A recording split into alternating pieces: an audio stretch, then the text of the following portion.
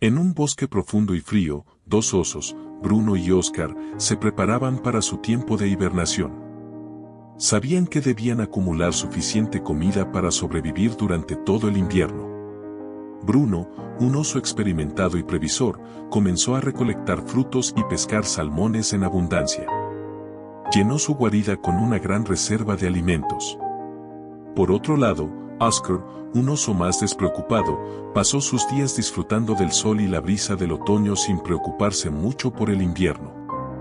Pensaba que siempre podría encontrar comida cuando tuviera hambre. El invierno llegó con fuerza y las tormentas cubrieron el bosque de nieve. Bruno se refugió en su guarida y disfrutó de su abundante alimento mientras dormía profundamente durante la hibernación. En cambio, Oscar, al no haberse preocupado por acumular suficiente comida, se encontró hambriento y débil. Tuvo que salir de su guarida en busca de alimento, luchando contra las condiciones climáticas adversas. Oscar, después de esfuerzos agotadores, finalmente encontró algo de comida, pero no era suficiente. Se dio cuenta de su error al no haber planificado con antelación. Mientras tanto, Bruno seguía descansando cómodamente en su guarida, sin preocupaciones ni apuros. La primavera llegó, y ambos osos emergieron de sus guaridas. Bruno estaba en buena forma, mientras que Oscar aún estaba débil y delgado. Oscar se acercó a Bruno y le dijo: «Aprendí la lección, mi amigo.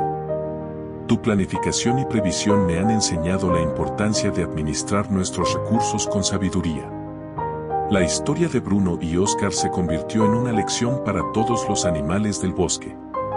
Recordaban que una buena planificación y la gestión de recursos eran esenciales, no solo para sobrevivir el invierno, sino también para lograr tener una vida más tranquila y sin preocupaciones.